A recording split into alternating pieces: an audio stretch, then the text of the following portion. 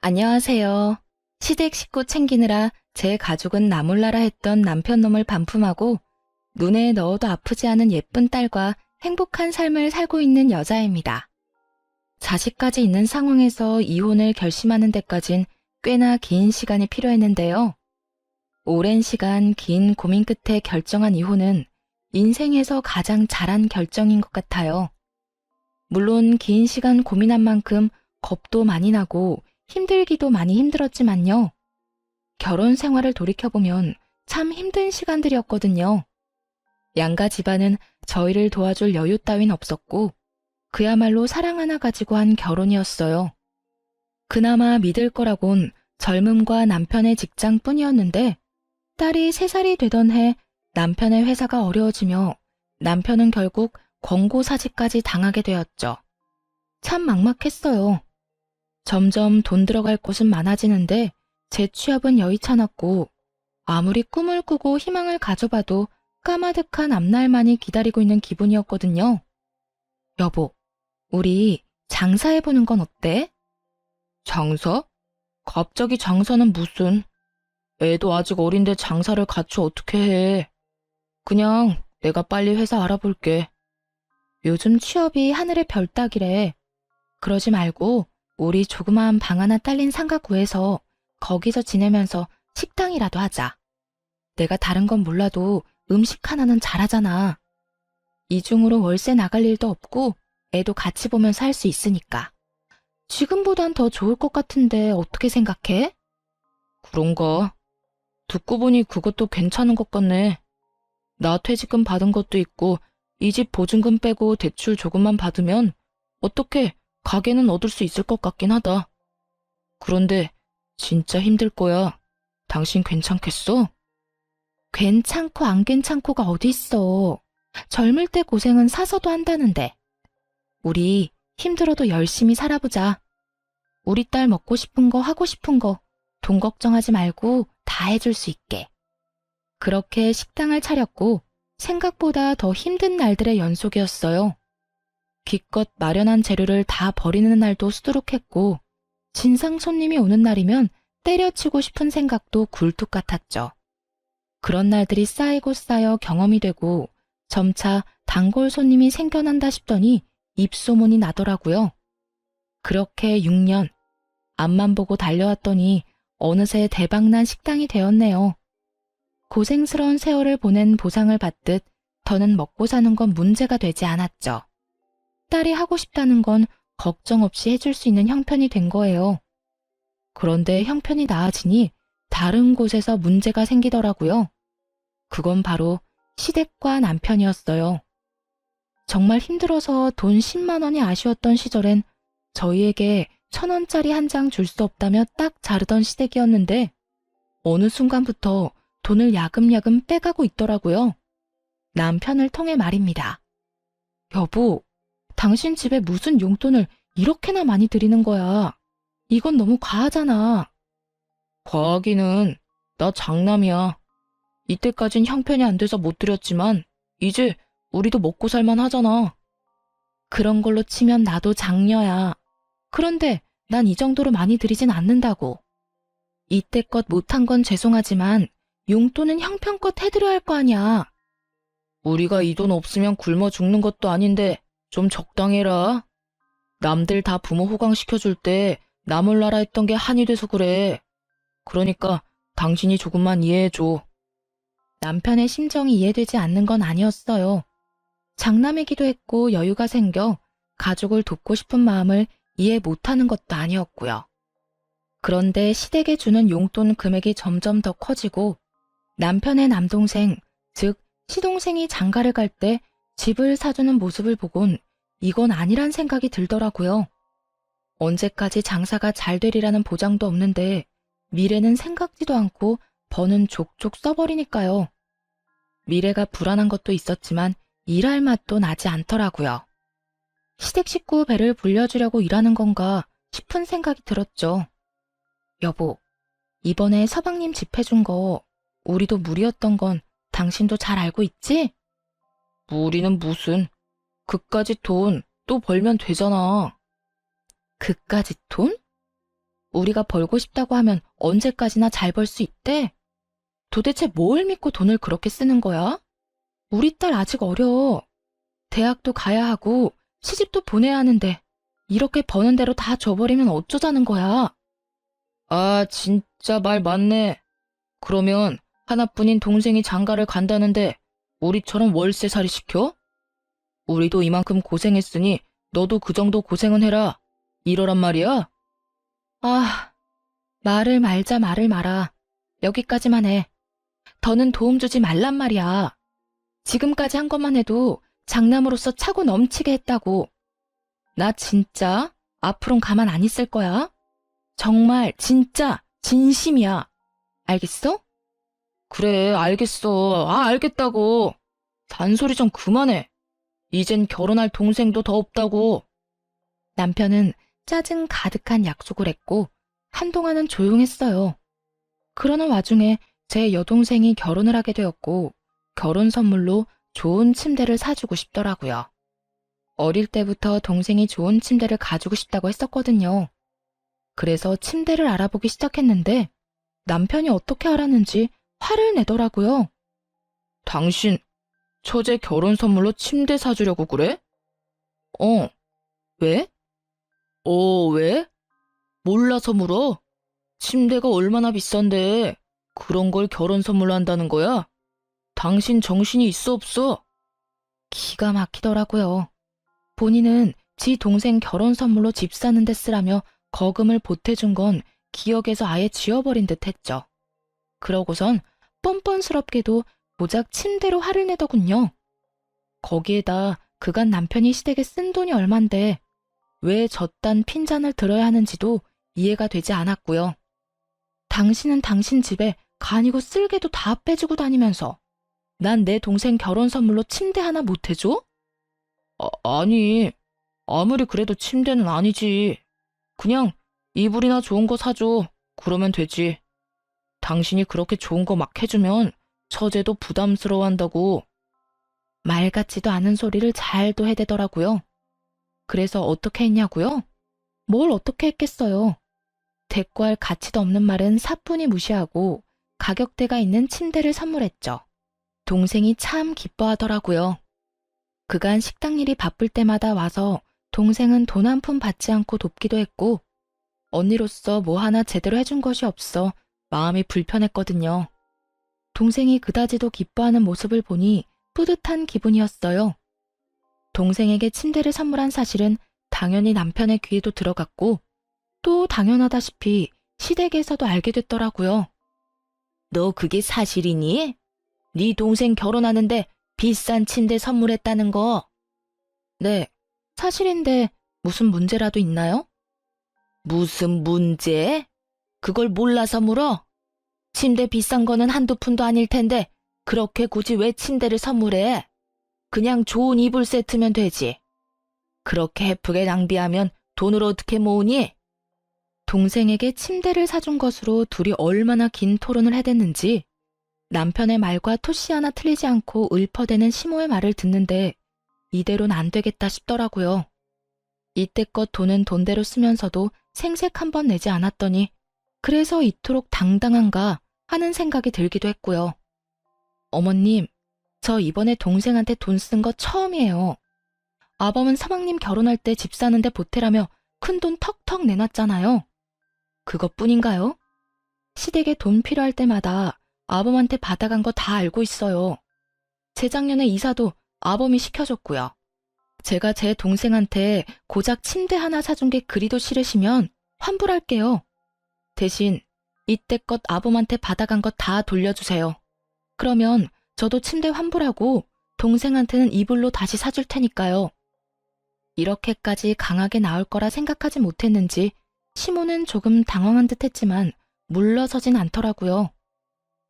뭐야? 너 지금 나 협박하니? 협박이라뇨? 정당한 요구인데요. 돈은 아범이나 저나 같은 시간 같은 고생해서 버는데 쓰는 건 아범이랑 시댁에서 다 쓰잖아요. 저희가 돈 못 모은 건 다 시댁 때문이라고요. 시댁이랑 친정이랑 똑같니? 어디 비교할 게 없어서 시댁이랑 친정을 비교하는 거야? 우리 아들이야. 장가가도 우리 집사람이지만 네 동생은 시집가면 그만인데 돈을 왜 써? 요즘 세상이 어떤 세상인데 그런 말씀을 하세요? 하여튼 전 동생한테 침대 정도는 꼭 해줄 생각이니까 정 제가 친정에 뭘 하는 게 싫으면 아까 말했다시피 이때껏 아범한테 받은 거 다 돌려주세요. 그러면 침대도 환불하고 친정에 돈도 안 쓸게요. 너 진짜 이딴 식으로 나올 거야? 네, 저 이제 이딴 식으로 굴려고요. 그러니까 더는 제가 번 돈으로 뭘 하든 상관하지 마세요. 앞으로 저 몰래 아범한테 큰돈 받아내는 것도 그만하시고요. 시모는 아무 말도 연락도 없더라고요. 남편 역시 시모를 통해 전해 들은 것인지 한동안은 제 비위를 잘 맞추려고 노력하는 게 눈에 보였어요. 여전히 시댁으로 용돈은 주고 있었지만 더는 큰돈이 가는 일은 없더라고요. 그렇게 한동안은 조용했는데 동서가 출산을 하며 다시 일이 터졌네요. 동서는 원래도 엄살이 심하고 장깨가 많은 사람인지라 명절 때면 제가 고생이 이만저만이 아니었거든요. 명절만 되면 여기도 아프고 저기도 아프기 일쑤였죠. 어떤 날엔 여자만 걸리는 마법데이를 내세워 일을 미루기도 했고요. 그런 동서에게 출산은 좋은 핑곗거리였겠죠. 시댁에서 마주칠 때면 남편을 붙잡고 힘들다고 징징대기 바쁘더라고요. 아주버님, 저 요즘 잠도 못 자고 너무 힘들어요. 그이도 회사 일로 바빠서 아무것도 못 도와주고 독박 육아하려니 너무 힘들고 우울해요. 어쩐지 재수씨 안색이 창백하다 싶었는데 힘들어서 그런 거였어요? 네. 아기가 내려놓기만 하면 우니까 화장실도 제대로 못 간다니까요. 도우미분이라도 계시면 좀 살만할 것 같은데 그이 월급으론 도우미까지 부르긴 부담스럽고 그렇다고 혼자 다 하려니 너무 힘들고 지치네요. 그러면 제가 도우미 불러드릴게요. 그까짓 돈 얼마나 한다고. 도와주실 분 불러드릴 테니 걱정하지 마세요. 어머, 정말이요? 아주버님, 너무 감사해요. 역시 우리 아주버님밖에 없다니까. 말릴 틈도 없이 벌어진 상황에 참 기가 막히더라고요. 그렇다고 서방님이 능력이 안 돼서 도우미를 못 부르는 형편도 아니었죠. 심지어 육아휴직을 내고 아기를 같이 돌보고 있다는 걸 아는데도 거짓말을 살살 해대더라고요.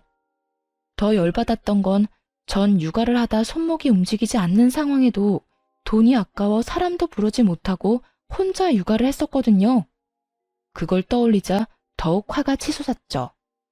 오죽하면 호탕하게 웃고 있는 남편의 얼굴에 손에 잡히는 대로 던져버리고 싶은 심정이었으니까요.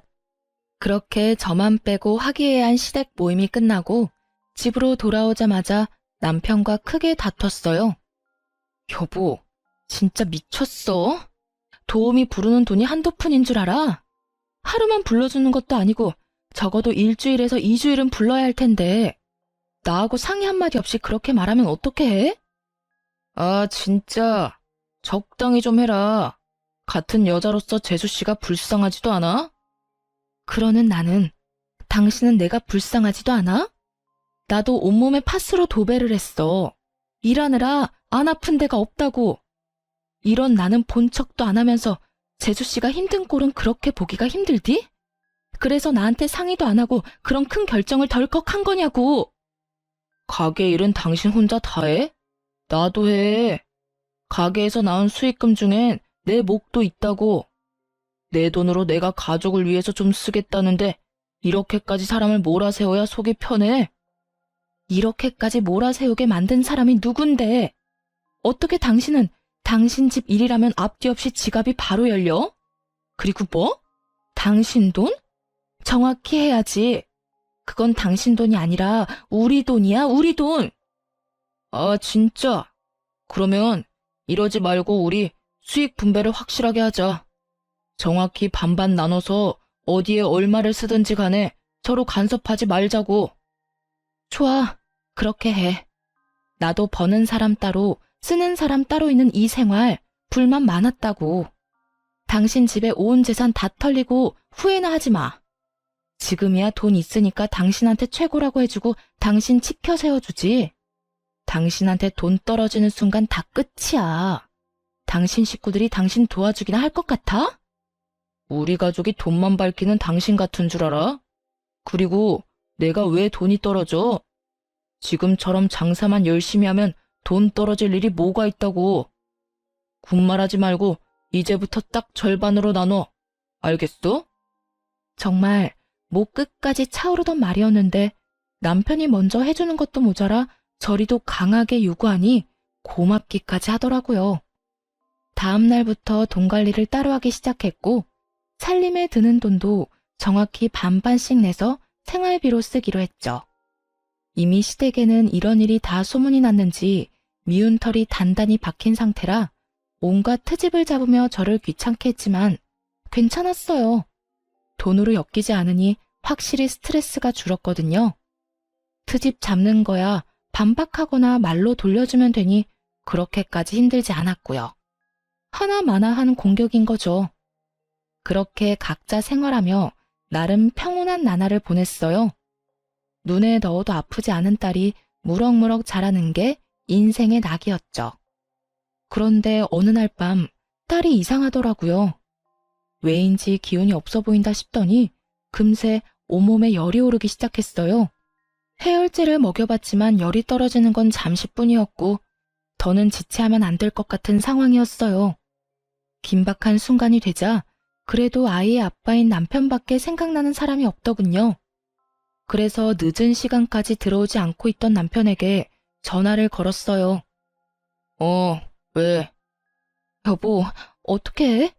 애가 열이 펄펄 끓어. 약을 먹여. 집에 약 있잖아.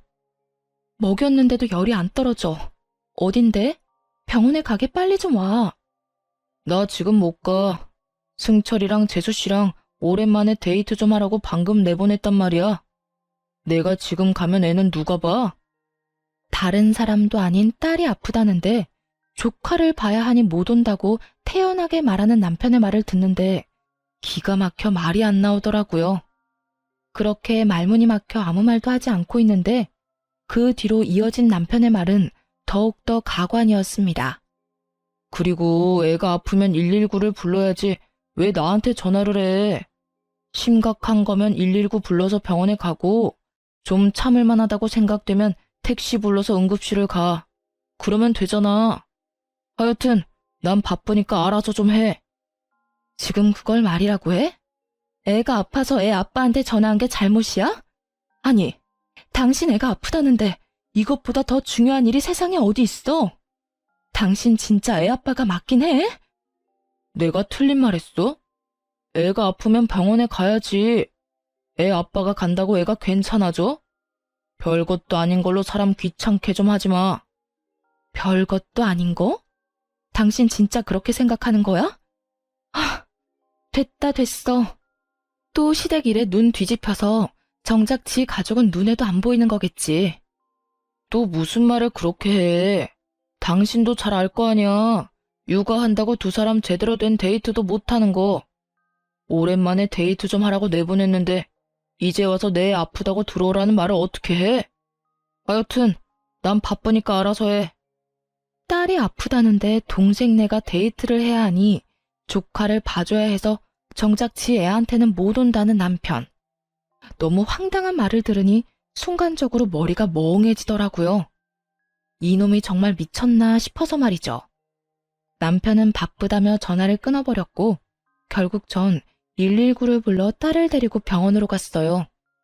다행히 고열은 잡혔지만 화는 서서히 끓어오르기 시작하더군요. 이딴 인간도 남편이라고 계속 믿고 사는 것이 맞는가 하는 생각이 들기도 했고 시간이 지나도 남편이 변할 거란 생각은 들지 않았어요.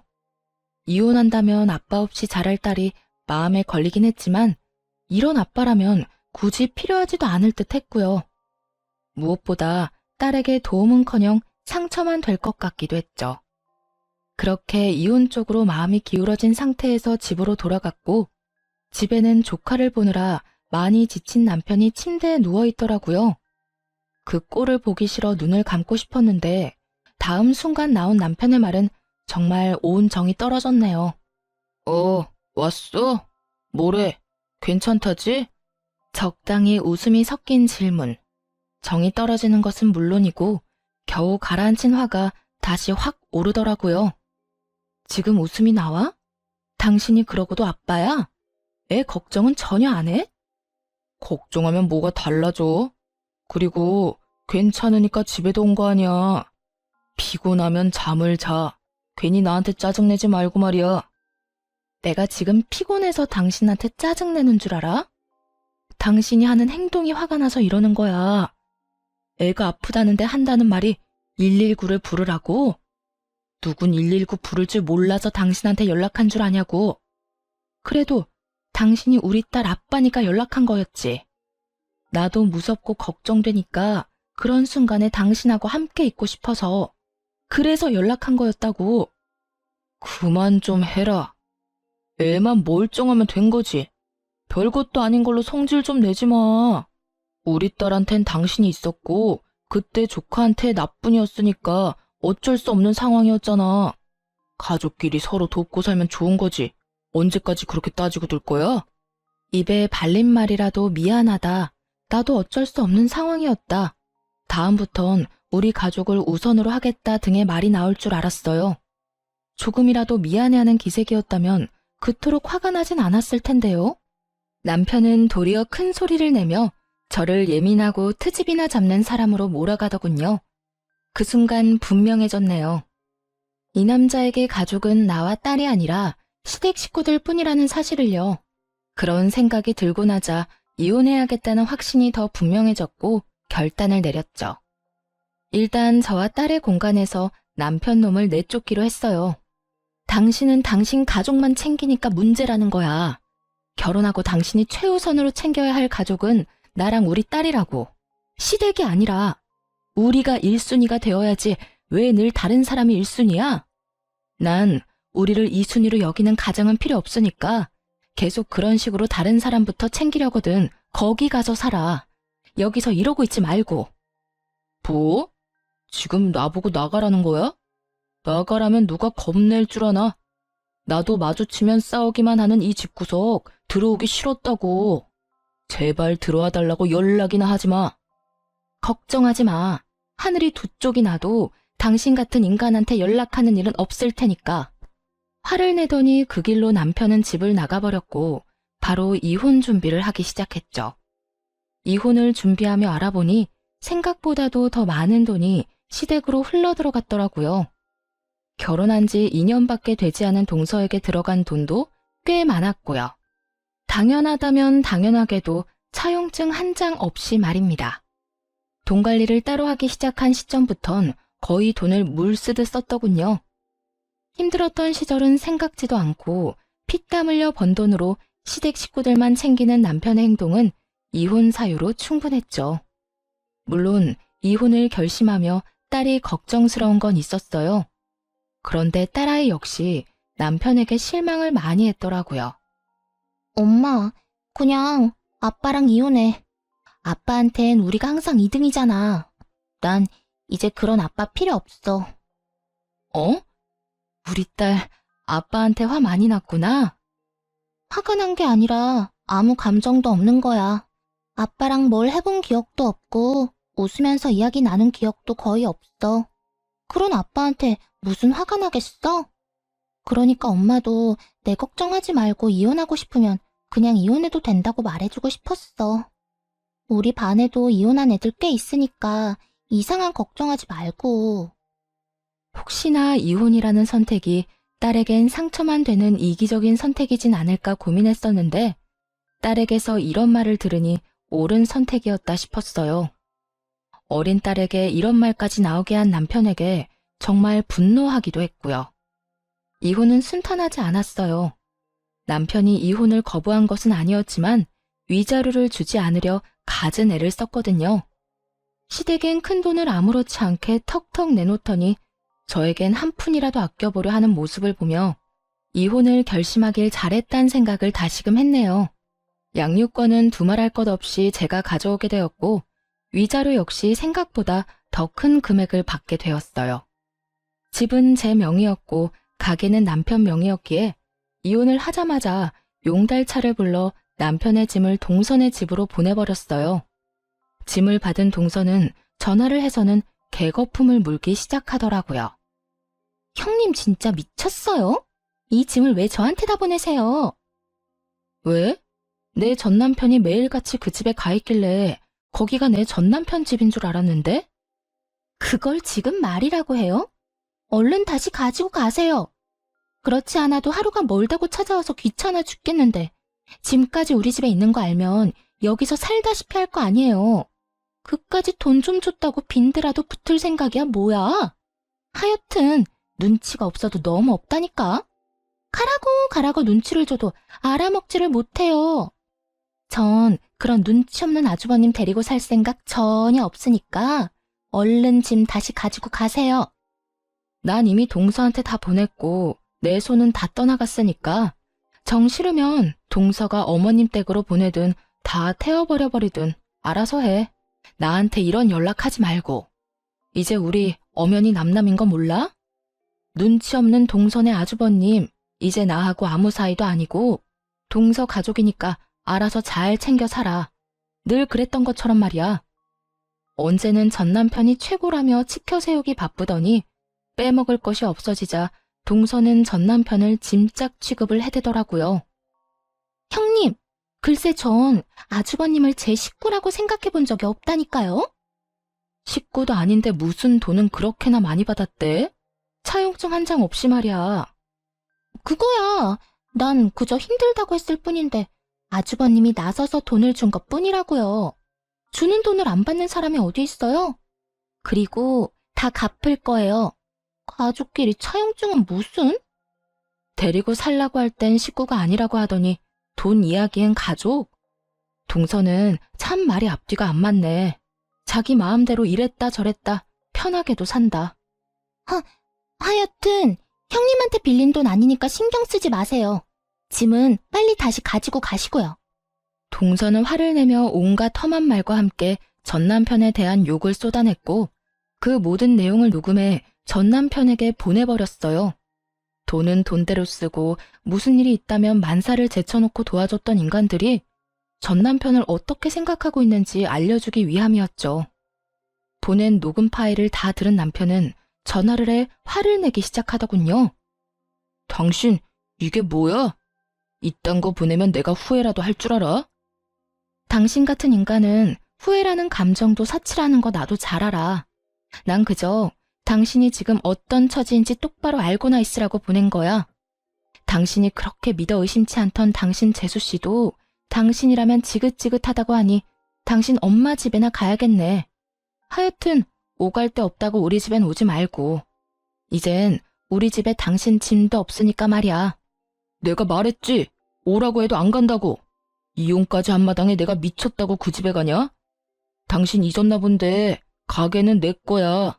가게가 있는데 그깟 집 언제든 벌어서 사면 된다고. 그때 가서 후회나 하지 마. 당신이야말로 이 가게 아니면 어디 가서 돈이나 벌어 먹고 살 수 있을 거나 같아? 나니까 당신 데리고 살아준 거야. 이거 왜 이래? 어디 두고 보자. 그래, 누가 더 잘 먹고 잘 사나. 그래, 두고 보자고. 전 남편은 제가 이혼을 후회할 것이라 호언장담하더군요. 길고 짧은 건 대봐야 안다지만 이건 굳이 대보지 않아도 뻔히 알 수 있는 것이었죠. 그렇게 마지막까지도 전 남편과는 얼굴을 붉히며 끝을 봤고 저와 딸은 빠르게 안정을 찾아갔어요. 워낙 가정에 무관심했던 아빠라 없어도 표시도 나지 않더라고요. 전 남편의 빈자리가 아쉽기는커녕 이혼 따위 한 적도 없다는 듯 평화로운 나날들을 보내고 있었죠. 그렇게 3개월쯤 지났을 때일까요? 전 남편의 가게에 파리만 날린다는 소문이 나돌더라고요. 제가 빠진 가게가 평탄하지 않을 거라는 예상은 했지만 그 시점이 너무 빨라 조금은 놀랍더라고요. 도대체 어떻게 된 것인지 궁금해지던 찰나 전 남편에게 연락이 왔어요. 여보, 나 요즘 너무 힘들다. 우리가 힘들게 일군 가게 문 닫기 직전이야. 그래, 망해간다는 소문이 여기까지 들리더라. 말아먹을 건 알고 있었지만 3개월은 너무 빠르지 않아? 어떻게 6년 동안 일군 가게를 3개월 만에 말아먹을 수가 있어? 그게 우리 이혼하고 난 뒤에 일손이 부족해서 우리 가족한테 일 좀 도와달라고 부탁했었거든. 그런데 아무도 안 도와주는 거야. 엄마는 온몸이 아프다고 그러더니 쇼핑이나 다니고 동생이랑 재수 씨는 아기 핑계대고 여행 다니더라. 돈 받아갈 땐 간이고 쓸개고 다 빼줄 것처럼 굴더니 정작 내가 필요할 땐 아무도 안 도와주는 거 있지? 내 연락도 차단해버리고 말이야. 결국엔 직원을 구했는데 그 직원이 식자재 관리를 잘못하는 바람에 손님들 장염 걸리고 식품위생청 신고 들어오고 난리도 아니었어. 들어보니 망해가는 식당의 지름길을 밟고 있더라고요. 잘못된 식자재 관리에 단골 손님들의 장염, 칭찬이 가득했던 가게 리뷰엔 각종 악플만 가득하다고 하더라고요. 음식 맛이 변했다는 것부터 해서 더럽다, 직원들이 불친절하다, 다신 가지 않겠다 등 영업 정지는 물론이고요. 하소연하며 울먹이는 전 남편의 말을 듣고 있는데 더 말을 섞고 싶지도 않았네요. 식자재 관리는 직접 해라. 사장이 친절해야 직원도 친절하다. 쓰레기통에서는 개도 밥 먹기가 싫다 등등 입이 마르고 닳도록 말했었는데 단 하나도 새겨듣지 않아 일어난 일들이더군요. 거기에다 전 시댁 인간들까지 한몫했고 말이죠. 왜 아무 말도 없어? 나랑 이제 말도 하기 싫어? 당신 같으면 당신이랑 말 섞고 싶겠어? 그러게, 내가 뭐라고 그랬어? 당신한테 식구는 우리라고 했었지? 돈은 돈대로 뜯기고 가게는 가게대로 말아먹고 다 망해가는 거 자랑질이라도 하려고 연락했니? 왜 연락한 거야? 아니, 넌 그냥 일이 이렇게 되고 나니까 당신 생각나서 연락했어. 당신 말이 다 옳았다 싶기도 해서 말이야. 미안해. 그땐 내가 어리석었어. 이제 와서 사과하면 내가 받아줄 거라 생각해? 정신 차려. 이혼 도장 잉크 마른 지 오래고 난 당신 사과 같은 거 이제 필요 없어. 정 나한테 속죄하고 싶으면 다신 연락을 하지 마. 난 그거면 충분하니까. 그렇게 다신 연락도 하지 말라는 말과 함께 전화를 끊어버렸어요. 그 후 결국 가게 문을 닫았다는 소식이 들려오더라고요. 전 시댁 인간들에게 돈을 다 뜯겨버린 전 남편은 직원들 줄 월급도 없어 권리금도 없이 가게를 내놓았다는 이야기도 들을 수 있었고요. 관리만 잘해서 넘겼으면 권리금이 꽤 됐을 텐데 말이에요. 제 젊은 시절을 갈아 넣은 걸 생각하면 서글프긴 했지만 다 자업자득이다 싶으며 속이 다 시원하더군요. 그렇게 다신 소식을 들을 일도 만날 일도 없을 거라 생각했는데 전 남편이 글쎄 딸을 찾아왔더라고요. 전 시댁엔 아무리 도움을 구해봐도 연락조차 되지 않고 그렇다고 저를 찾아오자니 얻는 거 없이 욕만 먹을 것 같았나 보죠. 전 남편이 나름대로 잔머리를 쓴 것이었죠. 딸에게 아빠가 학교 앞으로 찾아왔다는 이야기를 듣고 불이 나게 달려갔더니 거짓골을 한 전 남편이 딸아이를 붙잡고 있더라고요. 우리 딸, 아빠 안 보고 싶었어? 어떻게 아빠한테 연락 한 통이 없어? 아빠 조금 서운하더라. 전 남편의 물음에도 딸은 눈도 마주치지 않은 채 아무 말도 하지 않고 있더라고요. 그 모습을 보는데 정말이지 딸만 아니었다면 욕이라도 시원하게 해주고 싶은 심정이었어요. 당신, 여기가 어디라고 와? 당신 왔어? 나야 우리 딸 보고 싶어서 왔지. 내가 못 올 때 온 것도 아니고 뭘 그렇게까지 화를 내. 남들이 보면 오해하겠다. 화를 안 내게 생겼어? 이때까지 연락 한 통 없다가 갑자기 찾아와서 보고 싶었다고 하면 우리가 받아줘야 해? 당신은 예나 지금이나 왜 이렇게 뻔뻔해? 당신 지금 오해하고 있는가 본데 나 그냥 막 찾아온 거 아니야. 나도 참다가 우리 딸이 너무 보고 싶어서 고민하다가 찾아온 거라고. 아빠가 딸 보고 싶은 건 당연한 거 아니야? 그 당연히 보고 싶은 마음이 너무 늦었다고 생각 안 해? 우리 이혼한 지 1년이야. 1년 동안 단 한 번도 보고 싶단 연락도 없었으면서 이제 와서 찾아온 이유가 뭐야? 이유는 무슨, 정말 보고 싶어서 왔다니까. 온 김에 우리 딸이랑 맛있는 것도 먹고 집에서 시간도 같이 보내고 하면 좋잖아. 전 남편은 능청스럽게도 상황을 모면하려 애쓰더라고요. 그런 전 남편의 모습에 기가 막혀 말문이 막혀 있는데 딸이 제 손을 잡더니 전 남편을 향해 이렇게 말하더라고요.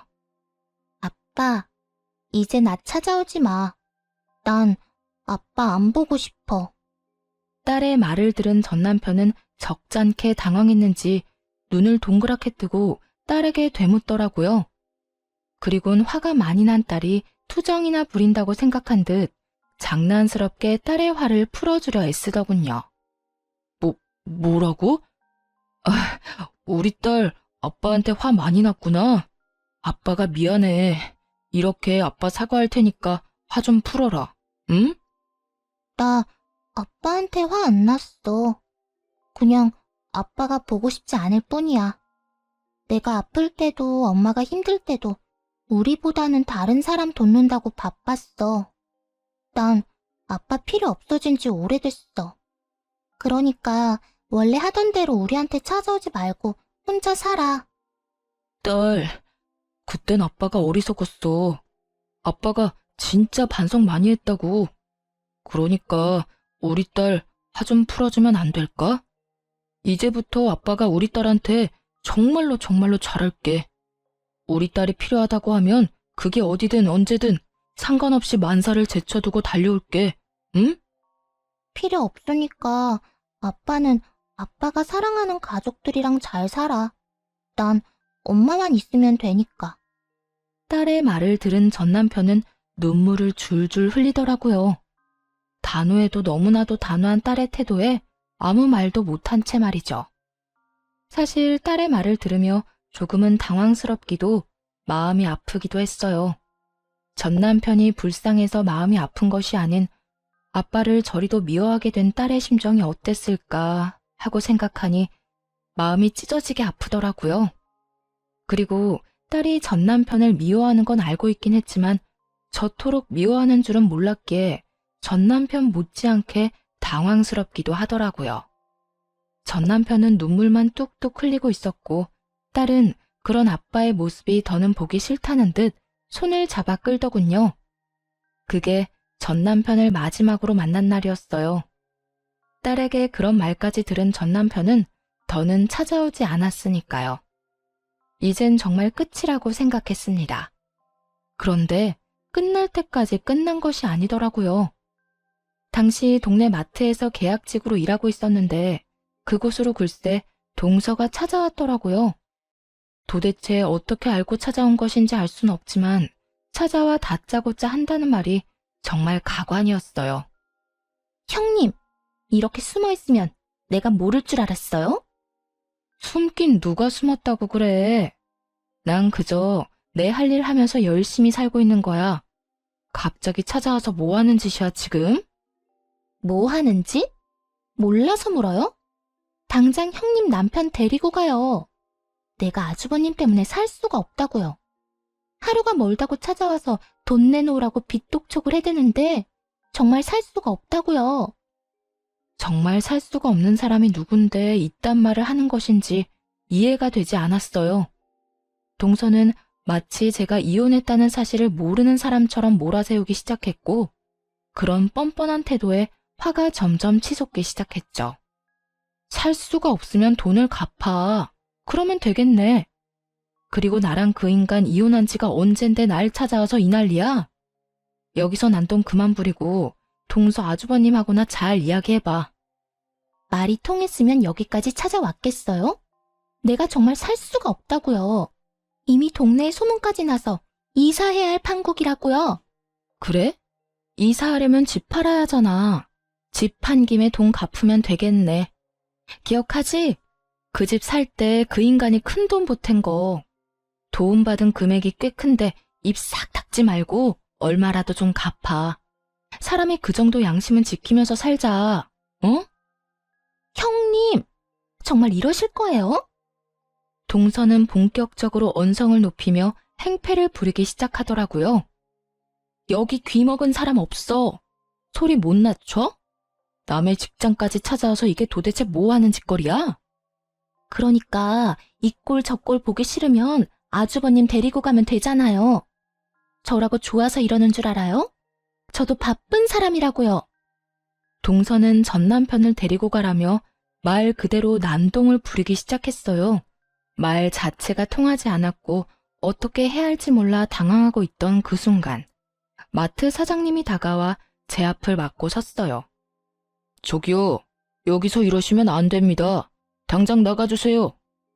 갑작스러운 사장님의 등장에 동서는 몸까지 바르르 떨며 사장님을 밀치며 화를 내기 시작하더군요.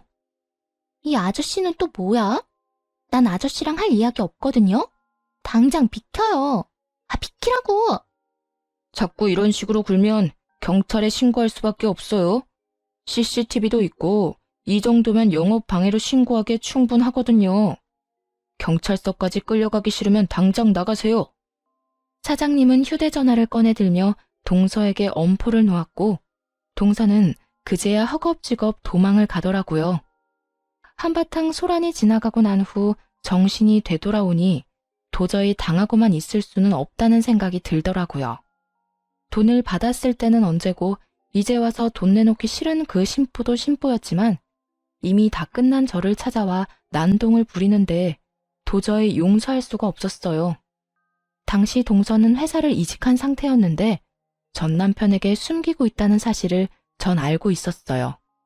눈에는 눈, 이에는 이라고 전 남편에게 연락해 동서가 이직한 회사를 알려주었죠. 입사하는 것이 하늘의 별 따기라던 대기업에 다니고 있다는 사실을요. 전 남편이 회사로 찾아가 돈을 내놓으라고 제대로 난동을 쳤는지 신고를 받고 출동한 경찰에게 잡혀 유치장 신세를 지게 되었다 하더군요.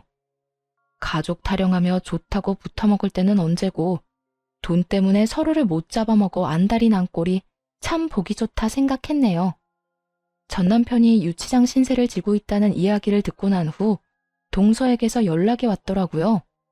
사람 하나 살리는 셈치고 좀 도와달라고요. 형님, 저 좀 살려주세요. 제발요. 다짜고짜 이게 무슨 소리야? 사실은 저요, 돈이 없어요. 아주버님 돈을 갚고 싶어도 돈이 없다고요. 말이 되는 소리를 좀 해.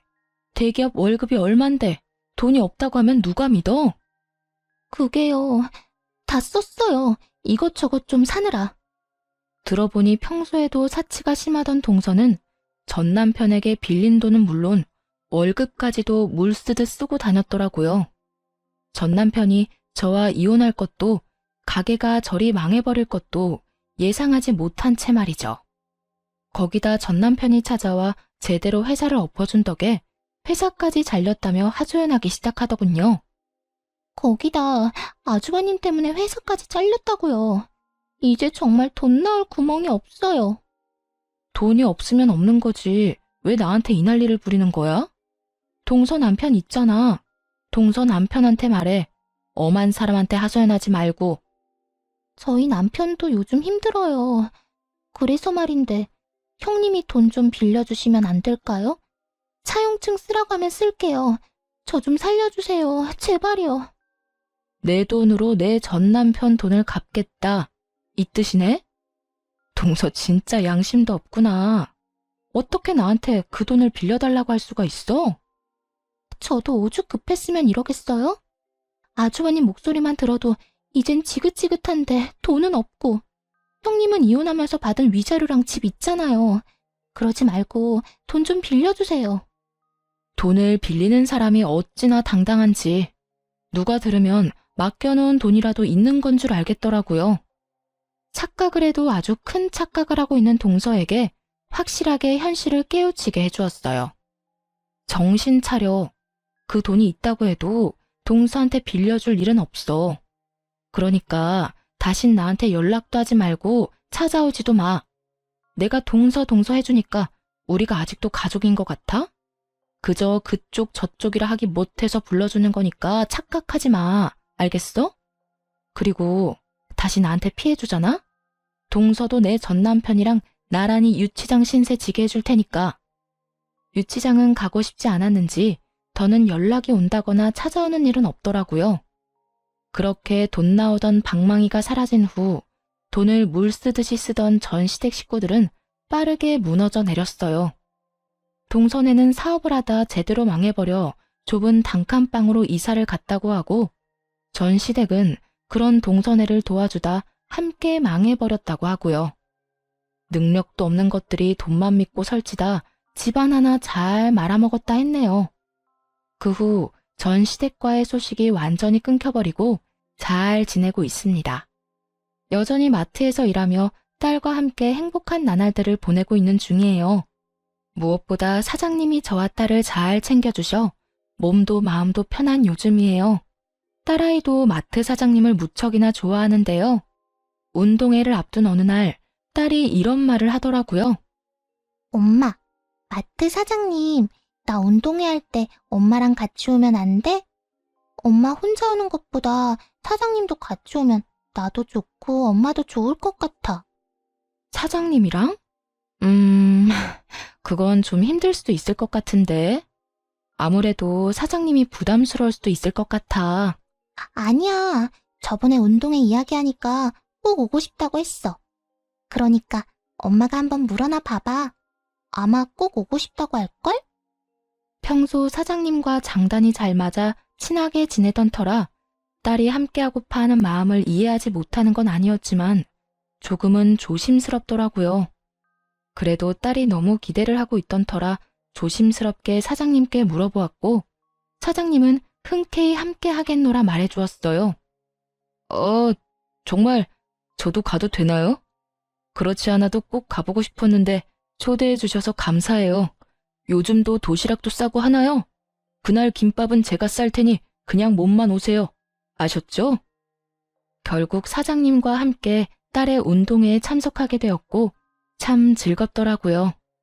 막상 전 남편과는 딸의 학교 행사에 참석해 본 적이 없는데 사장님과 함께 딸과 좋은 시간을 보내고 있으니 가족이 된 기분마저 들었어요. 그렇게 웃고 떠들며 즐거운 시간을 보내던 중 사장님이 이런 말을 하더라고요.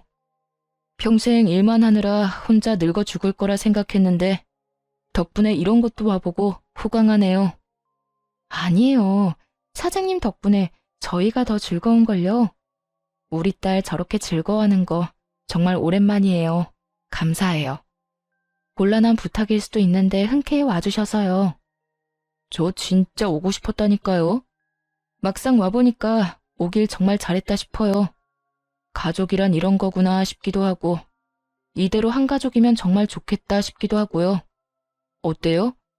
이렇게 가족이 되면 정말 행복할 것 같지 않아요? 나만 그래요?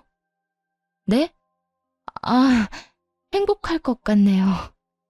순간 너무 당황하여 대충 대답하긴 했지만 되뇌면 되낼수록 혼란스럽더라고요. 이건 고백인가 해서요. 아무래도 저는 이혼녀에다 딸이 있는 입장이라 항상 모든 것이 조심스러워 사장님의 말